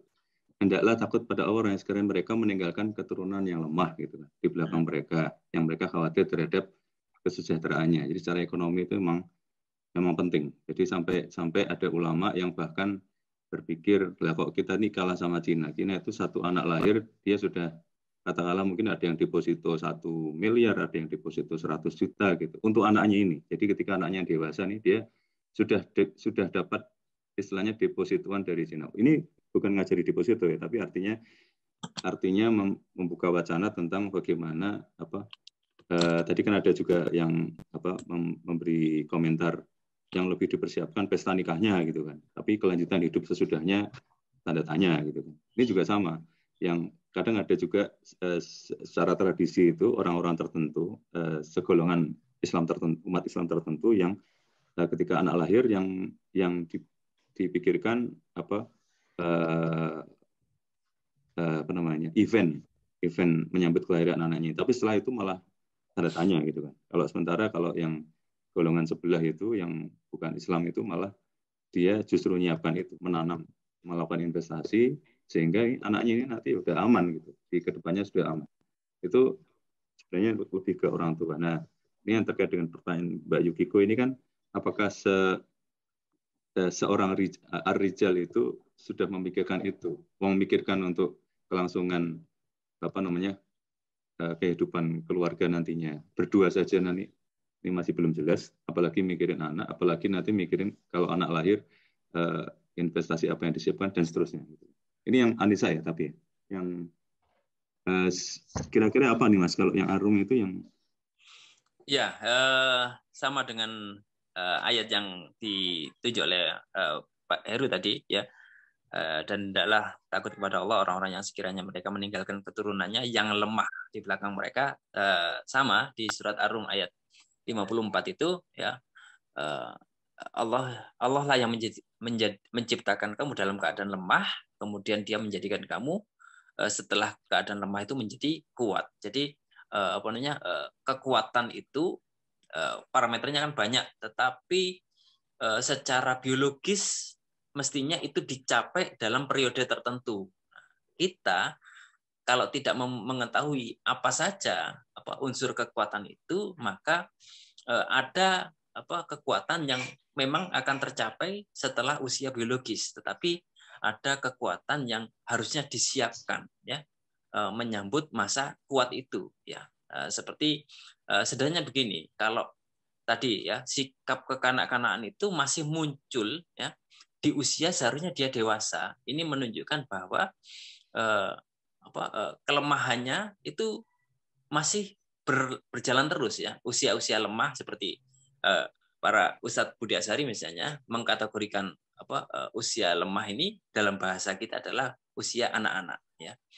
Dengan karakter dia suka bermain, apa saja dijadikan permainan. Hatta pekerjaan musibah sekalipun kadang-kadang dibuat permainan. Orang banjir dia berenang, itu tandanya dia masih kekanak-kanakan. Lah kalau orang dewasa menghadapi musibah, menghadapi permasalahan, tapi dia bermain-main, dia masih sibuk dengan HP-nya, dengan gadgetnya, dengan permainan, masih jalan-jalan dengan teman-teman, berarti dia punya sifat kekanak-kanakan yang yang tentu saja menunjukkan bahwa dia punya kelemahan alias belum dewasa gitu ya. Jadi ayat yang disampaikan Ustadz Heru tadi ya, dan ayat yang saya angkat ayat 54 surat Ar-Rum itu mungkin tidak mendetail ya, tidak mendetailkan bahwa kalau khawatir keturunannya lemah, terus bagaimana menyiapkannya, apa saja yang perlu disiapkan. Di Al-Qur'an mungkin tidak didetail, tetapi ulama ini pernah ada beberapa kitab itu seperti Ar-Rijal, Kaifa takunu rijalu fiddin, bagaimana menyiapkan laki-laki di tengah agama, di tengah umat. Itu sampai ulama itu menulis kitabnya, ya, bagaimana caranya jadi laki-laki. Tadi kan yang ditunjuk Allah dalam surat Ar-Rum An-Nisa tadi kan ar-rijalu qawwamuna 'alan nisa. Laki-laki, bukan bukan sebagai gendernya, tetapi sifatnya ya, bagaimana memunculkan sifat kejantanan, kelaki-lakian atau pria lah ya di tengah-tengah umat itu. Ternyata perlu ada bahasan yang sampai mendetil. Nah, itu yang lewat di kita, sehingga kita mencukupkan hanya dengan menjadi laki-laki secara biologis saja. Oke, baik. Terima kasih, Mas Gilik. Ini ada 2 pertanyaan. Ya, masih ada 2 pertanyaan dari Mbak Tanti. Sebagai orang tua, bagaimana cara membantu mencari calon pasangan anak yang tepat? Padahal kami juga tidak mengenal secara pribadi dan tidak tahu keseharian calon yang akan dikenalkan kepada anak. Kemudian pertanyaan berikutnya dari Mbak Medina. Hendak bertanya, Afwan, bagaimana caranya agar bisa menikah dengan jalan yang baik, bukan pacaran, tapi juga bukan dengan pilihan orang tua, karena nanti yang menjalani pernikahan adalah bukan orang tua. Tapi ketika ada orang yang datang tidak cocok karena satu dan lain hal. Terima kasih. Yeah. Ini pertanyaannya bagi saya karena saya sendiri belum mengalami fase itu ya. Tapi mohon izin Bu Tanti, saya ke ini Mbak atau Bu Madina ya. Ada kalimat yang bagi saya menggelitik ya. Bagaimana caranya agar bisa menikah dengan jalan yang baik? Ada catatnya, tapi juga bukan dengan pilihan orang tua. Ini saya khawatir kalau ini dijadikan sebuah syarat ya. Itu akan membatasi pintu-pintu keridhaan Allah ya. Jadi ada kenapa dengan pilihan orang tua ya? Walaupun memang yang menjalani pernikahan itu kita, bukan orang tua ya. Memangnya ada apa dengan pilihan orang tua? Tadi Bu Tanti tanyanya bagaimana membantu mencari calon pasangan anak yang tepat. Orang tua itu punya keinginan, punya pertimbangan, punya pengalaman yang sangat luas ya. Untuk anaknya tentu ingin bahagia ya. Tapi ini anak ingin supaya yang milih harus saya ya, jangan orang tua. Ini perlu kita perlu menyimak beberapa sirah di mana Umar bin Khattab misalnya ketika mencarikan bertemu ya, tidak niat mencari calon istri buat anaknya, tapi ketika bertemu dengan perempuan kampung yang kriterianya sederhana sekali, ketika diuji dengan kejujuran, dia bertakwa pada Allah, sudah cukup, tidak ada kriteria yang lain yang neko-neko, dia pulang menawarkan itu kepada anak-anaknya. Sederhana sekali. Perempuan itu takut kepada Allah. Ini kriteria yang saya pikir bagi kita, apa cuman gitu saja cukup gitu ya. Sisanya tawakal Allah ya. Bertawakal kepada Allah, dan ternyata pilihan Umar itu diridhoi anaknya ya. Kemudian salah satu dari anaknya Umar menikah, melahirkan Umar bin Abdul Aziz, khalifah yang spektakuler. Ada apa dengan pilihan orang tua? Saya pikir jangan jadikan itu sebagai sebuah barrier penghalang kita untuk mencapai sebuah pernikahan yang sakinah mawaddah warahmah. Boleh jadi pilihan orang tua lebih baik dari kita. Ini saya merasa ada hubungan yang perlu dihangatkan kembali antara anak dan orang tua. Dan orang tua belajar mengenali karakter-karakter anaknya, sehingga kalaupun toh memilihkan, ini kira-kira tidak banyak penolakan atau cocoklah untuk anaknya. Ya, anak saya pernah menyampaikan begini pada ibunya. Anak saya kan di pondok. Umi, tolong ini saya titip uang, belikan saya baju kesukaan saya. Saya percaya pilihannya ke Umi. Seperti itu. Jadi kesukaannya anak, tapi yang milih ibunya. Ini bagaimana? Ini perlu komunikasi yang dekat ya, walaupun tidak intens, tapi dekat antara orang tua dengan anak. Sampai urusan suami, tolong pilihkan saya suami yang cocok sama saya, tapi yang milihkan bunda. Gimana caranya? Ini seni ya dalam berumah tangga. Monggo ini Ustaz Heru juga tidak memilih sendiri ya istrinya. Masya Allah, barakallah. Ya. Karena menjelang pukul 7, sebelum dan segera ditutup oleh Mas Gilik, saya ingin meminta pendapatnya 1-2 menit dari Pak Heru, Bang Hanif, Bang Muji, dan kalau sebentar. Oke. Terima kasih Mbak Siti. Ya, silakan. Ya, ini saya pertama ingin mengucapkan salut pada Mas Ustadz Guru Gilik ini, karena beliau ini infiru khifafan wa thiqalan ini.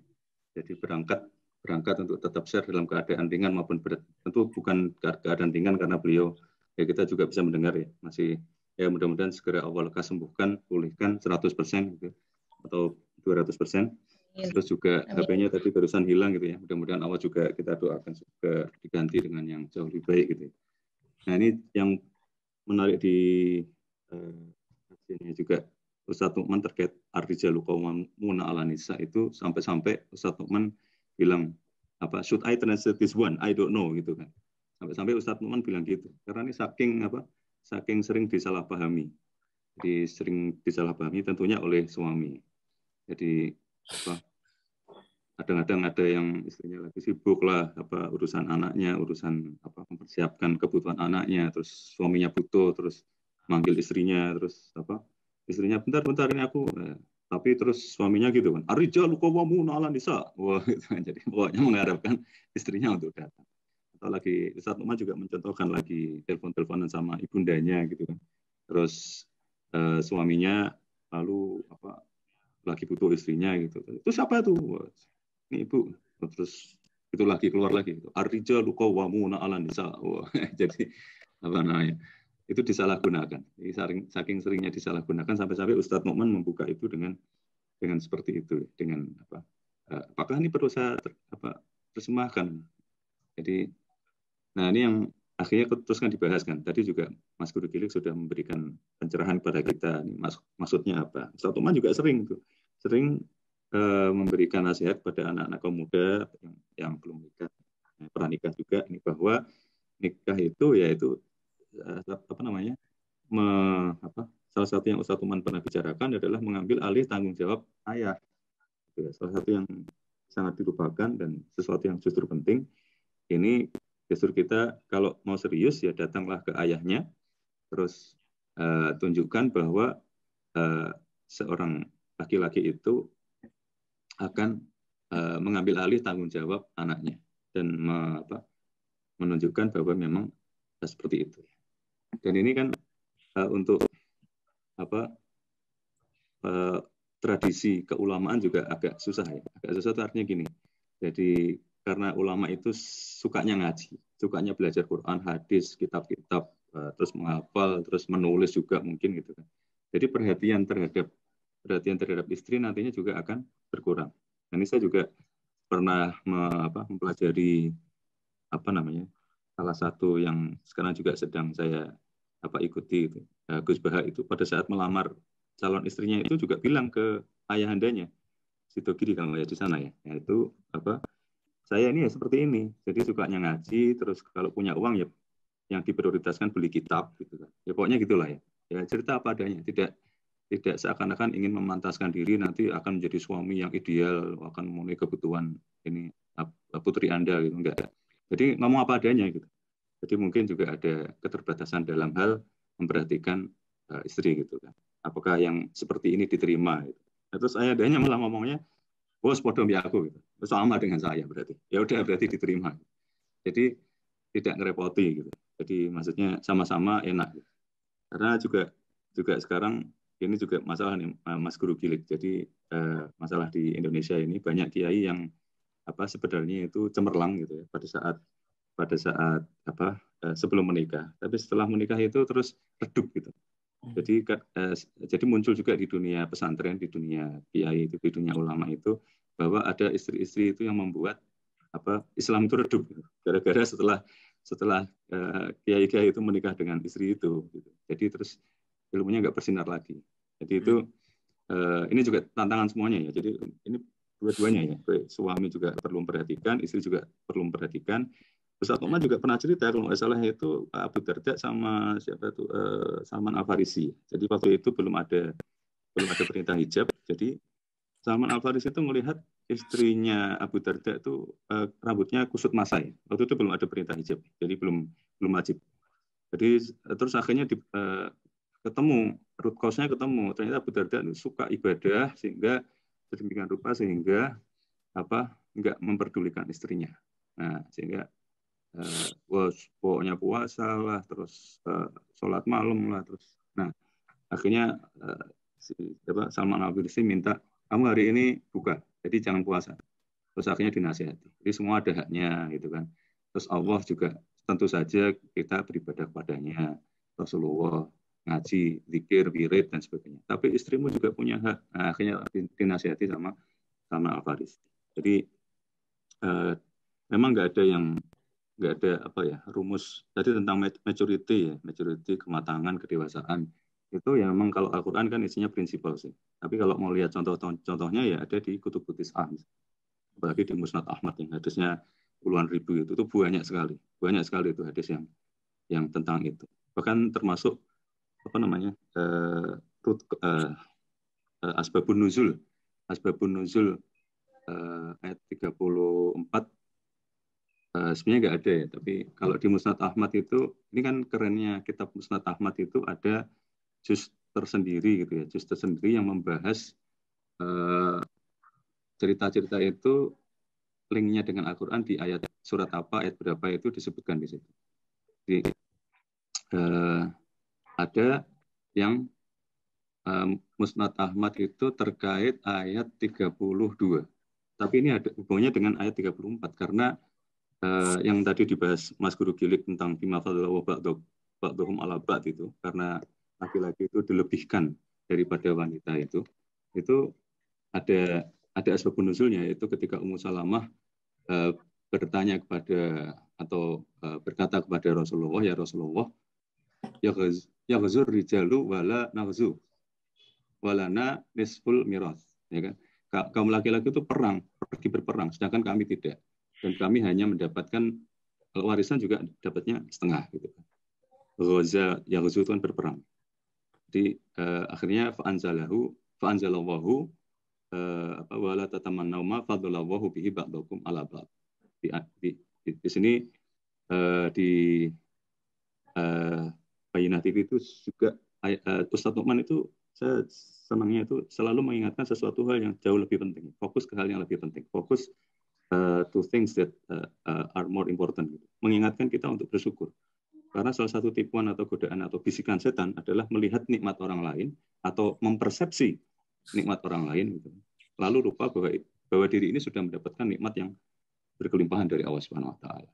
Di sekaligus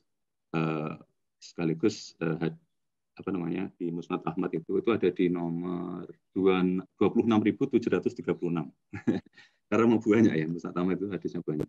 Jadi di situ tegas maknanya yang dimaksud ba'dukum ala ba'd itu adalah memang kaum laki-laki atas perempuan, karena kan nggak disebutkan karena laki-laki dilebihkan atas perempuan gitu kan, tapi redaksi di Al-Quran itu kan sebagian dari kalian dilebihkan terhadap sebagian yang lain kan.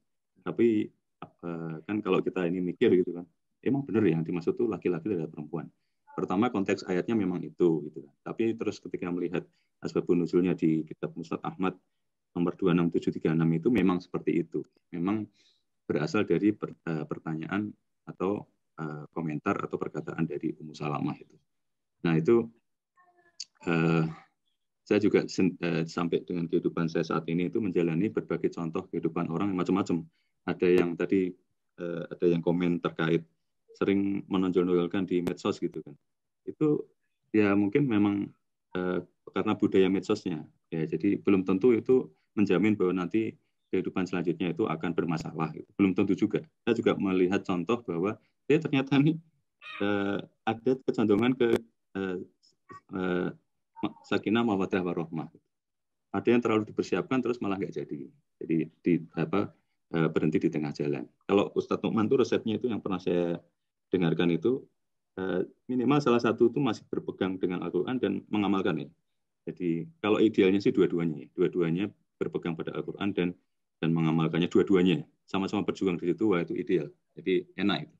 Tapi kalau tidak salah satu, minimal salah satu itu benar-benar ya paham. Jadi tidak hanya hafal atau tidak hanya membaca, tidak hanya terjemahan, tapi juga memahami ini yang dimaksud apa ya, pesan ya.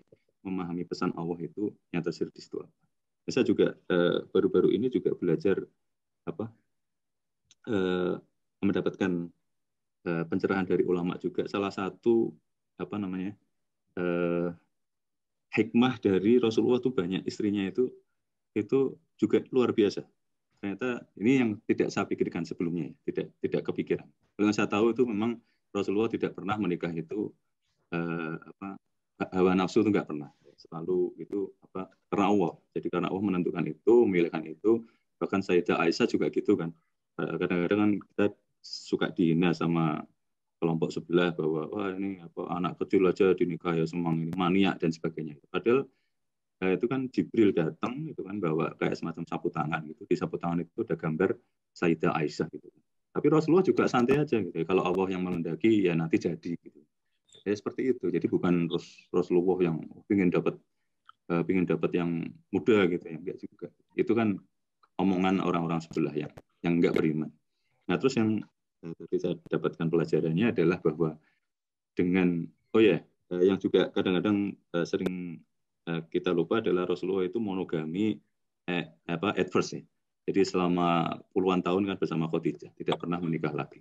Ya baru setelah periode setelah itu baru dan itu pun juga lagi-lagi itu tidak pernah atas nafsu atau kehendak Rasulullah sendiri. Karena Allah yang menentukan, Allah yang memilihkan. Dan yang tadi saya ingin share adalah bahwa istri-istri itu biasanya tidak akan bisa menahan diri untuk menceritakan kepada siapapun, terutama orang terdekat sebelum menikah, ya bisa ibunda, keluarganya, bisa temannya, bisa tetangganya, terhadap kelakuan suaminya yang nggak benar gitu.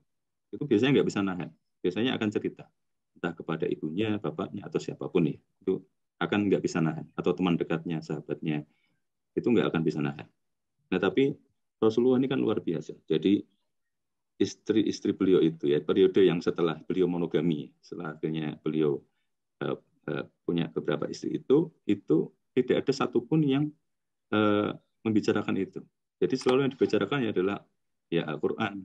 Terus jadi ini fungsi tadi yang Mas Guru Gilik juga membicarakan tentang pendidikan. Jadi betapa Rasulullah ini berhasil mendidik istri-istrinya untuk memang fokusnya ke Al-Quran. Sehingga dan bahkan yang kita nikmati sampai saat ini itu adalah hadis-hadis yang diriwayatkan oleh istri-istri beliau. Kita nikmati sekali itu.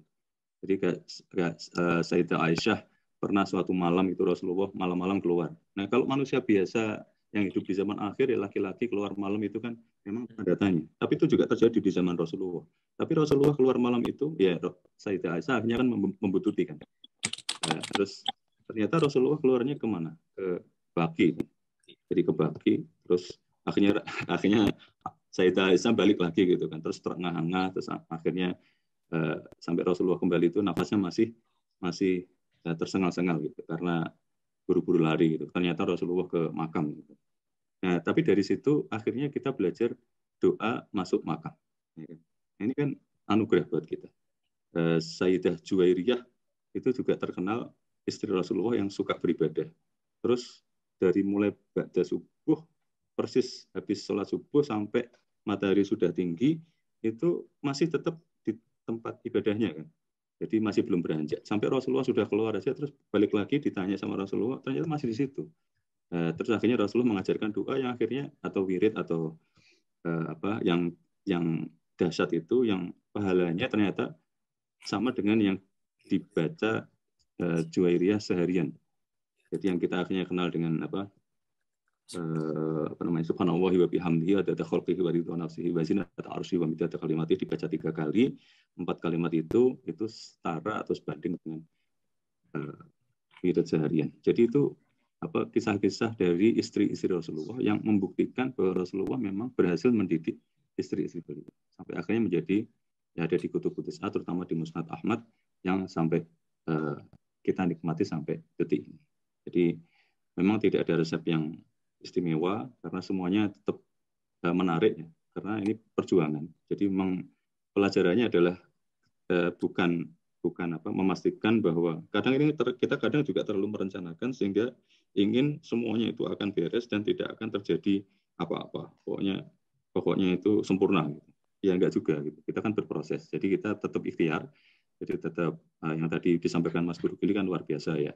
Merencanakan nikah ya penting, terus mencari calon juga penting, jangan menutup-nutupi ya. Sebagai orang tua juga kalau anaknya seperti ini, jangan ditutupi juga gitu, dikatakan juga. Jadi itu bagian dari kejujuran dan lebih bagus daripada nanti malah setelah menikah baru jalan beberapa minggu atau bulan ketemu yang sesuatu yang harusnya diceritakan oleh orang tuanya itu yang tidak diceritakan tapi terus menimbulkan masalah gitu. Jadi itu tidak bisa ya kita berproses. Saya sendiri juga alhamdulillah gitu jadi sampai sekarang masih diberi karunia oleh Allah dan itu bersyukur itu memang tidak bisa henti-hentinya. Dan memang ada juga kisah-kisah ulama yang kalau nggak salah Imam Sibawah ya, karena beliau pencinta ilmu, terus juga suka nulis, tapi waktu itu kurang perhatikan istrinya, terus istrinya berpikir ini gara-gara buku ini, buku kitab yang ditulisnya ini. Terus akhirnya ketika Imam Sibawah mau tintanya habis gitu ya, ke pasar mau beli tinta, kitabnya dibakar. Kitabnya dibakar sama istrinya. Terus dengan berpikiran bahwa ini kalau kitabnya sudah selesai ya udah berarti dia akan memperhatikan aku. Ternyata enggak ya. Imam Sibawah akhirnya malah menceraikan istrinya. Jadi kitab sudah susah-susah disusun dibakar. Ini peristiwa-peristiwa yang ini umum lah. Sayyidah Aisyah pun juga gitu kan. Sayyidah Aisyah juga waktu hadis ifki itu ya, yang beliau dituduh zina terus ada gosip. Ini pernah kita story morning yang beberapa waktu yang lalu ya. Itu dituduh itu kan Rasulullah ketika akhirnya menceritakan bahwa Allah telah menurunkan ayat bahwa kamu aman gitu kan, bahwa tuduhan itu salah, berita itu memang benar-benar bohong. Itu kan Sayyidah Aisyah secara spontanitas mengatakan bihamdillahi la bihamdik gitu. Jadi segala puji dan terima kasih untuk Allah tapi tidak untuk kau. Jadi itu biasa gitu. Karena saking ya gimana kan, mungkin yang diharapkan Aisyah kan ya Rasulullah harusnya mengayomi dan sebagainya dan tidak.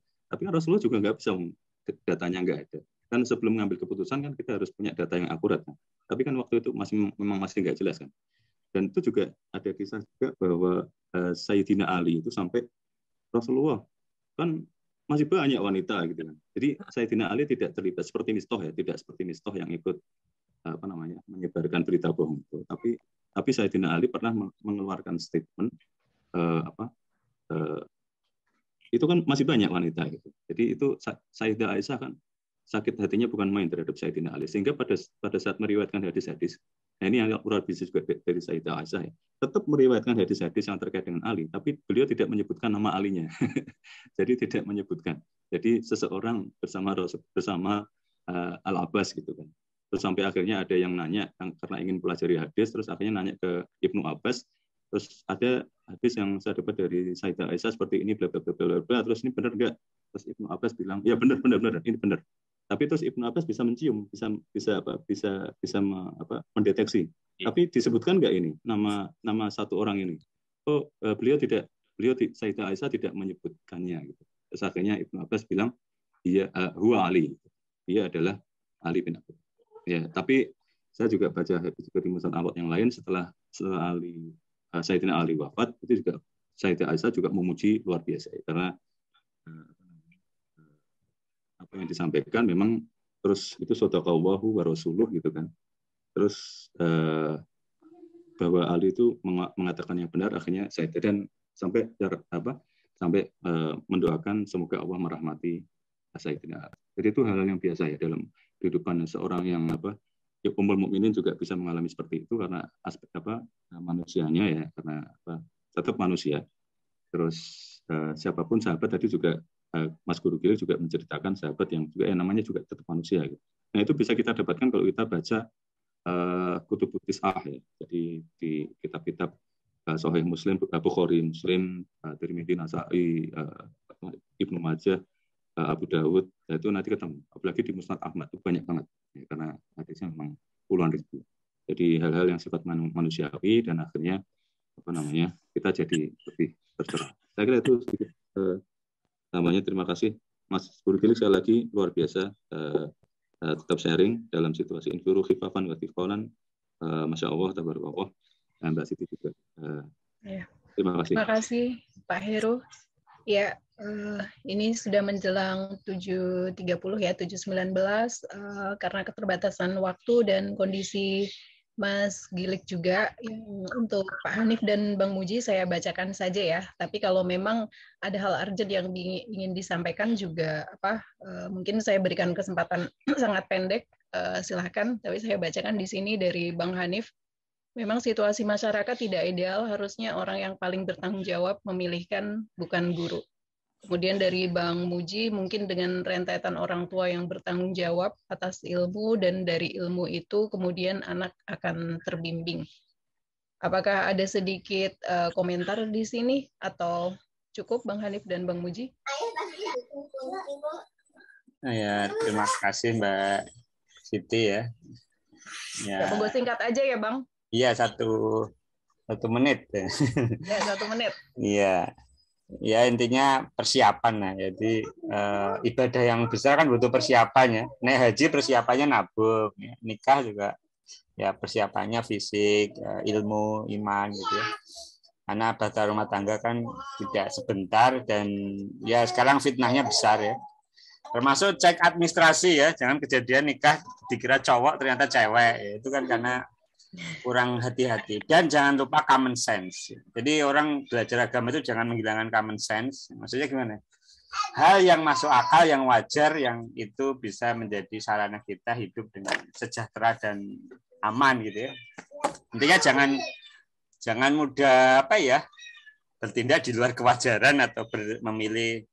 Ya namanya mau nikah ya cek dulu calon suami atau calon istrinya. Begitu. Terima kasih. Assalamualaikum warahmatullahi wabarakatuh.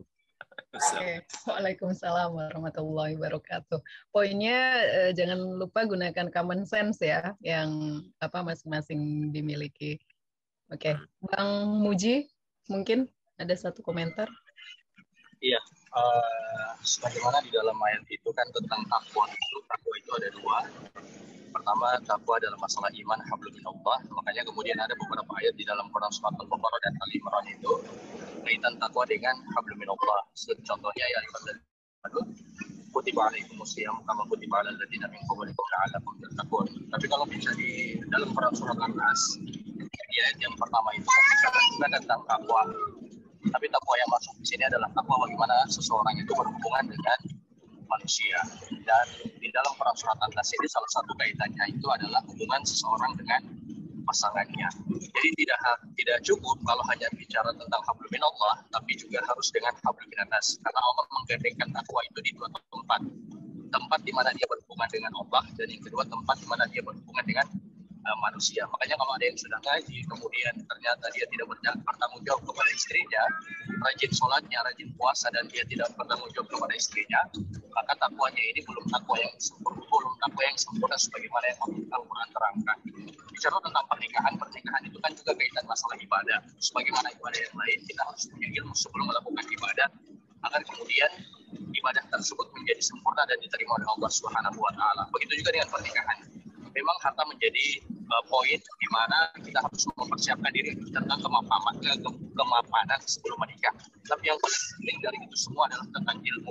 Karena banyak para sahabat di masa sahabat itu, mereka itu yang menikah dalam keadaan susah atau miskin-miskin atau berkekurangan. Tapi yang paling penting dari seluruh para sahabat, mereka itu punya ilmunya.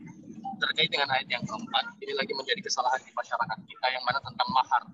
Mahar itu kebanyakan itu adalah miliknya istri, tapi kebanyakan mahar itu hari ini dipergunakan untuk pesta atau biaya walimah. Dan terakhir, dalam masalah kita urusan rumah tangga, sebagaimana dalam masalah sholat atau dalam masalah kehidupan hablum minallah kita, itu kita tidak berhenti dari yang namanya belajar, sebagaimana kita menuntut ilmu Al-Quran. Maka untuk pernikahan juga kita tidak boleh berhenti belajar. Selama kemudian kita sudah menikah, maka dituntut untuk kemudian kita belajar Al-Quran, karena di dalamnya juga ada kaitan tentang pernikahan itu harus diangkat. Dan terakhir, hubungan tentang keharmonisan, ya jangan beranggapan setelah pernikahan itu tidak akan ada masalah.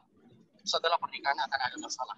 Makanya untuk itu kita harus dibimbing dengan Al-Quran. Dan ini yang terakhir, seorang suami harus mampu untuk menjaga tangannya, dan seorang istri harus mampu menjaga lisannya, karena 2 faktor ini dari suami dan istri kebanyakan menjadi awal pemicu keretakan rumah tangga. Terima kasih. Wallahu a'lam. Ya, terima kasih Bang Muji. Mungkin bisa menjawab dari yang ditanyakan Mbak Yukiko tentang ayat-ayat Al-Quran, bahwa ibadah atau perilaku di dalam pernikahan itu juga bagian dari ketakwaan bagi kita sebagai manusia yang bertanggung jawab tidak hanya terhadap Allah sendiri dan juga sesama manusia. Baik, alhamdulillah kita di akhir kajian kita. Silakan Mas Gilik untuk memberikan poin-poin penutup yang penting untuk pagi hari ini. Masya Allah, saya kira teman-teman yang menyampaikan setelah saya tadi, walaupun singkat tapi lebih padat dari yang saya sampaikan. Saya kira cukup itu saja, Pak. Ya. Baik, semoga poin-poin positif ataupun ilmu yang didapatkan pagi ini bisa bermanfaat untuk teman-teman semuanya ya. Baik, saya minta Mas Gilik untuk menutup dengan doa penutup. Silakan. Alhamdulillahirrahmanirrahim. Allahumma fir lana wa li ikhwanina allati sabaquna bil iman wa la taj'al fi qulubina ghillan lil ladzina amanu rabbana innaka ra'ufur rahim. Rabbi filana wa li walidina warhamhum kama rabbawna shighara. Rabbana hab lana min azwajina wa dzurriyyatina qurrata a'yun waj'alna lil muttaqina imama. Allahumma ja'alna minal muqimas salat wa min dzurriyyatina Rabbana arinal haqqa haqqa warzuqna tibaa wa arinal batila batila warzuqna ijtinaba. Rabbana atina fid dunya hasanah wa fil akhirati hasanah wa qina adzabannar. Subhana rabbika rabbil izzati amma yasifun wa salamun alal mursalin walhamdulillahi rabbil alamin. Amin ya rabbal alamin. Terima kasih Mas Gilik dan rekan-rekan semuanya yang sudah bertanya, memberikan pendapat dan juga sharing ilmunya. Insya Allah kita ketemu lagi minggu depan. Selamat berakhir pekan. Assalamualaikum warahmatullahi wabarakatuh. Jazakumullah khairan katsiran. Assalamualaikum warahmatullahi wabarakatuh. Warahmatullahi wabarakatuh. Jazakumullah khairan. Ya, sama-sama Mbak.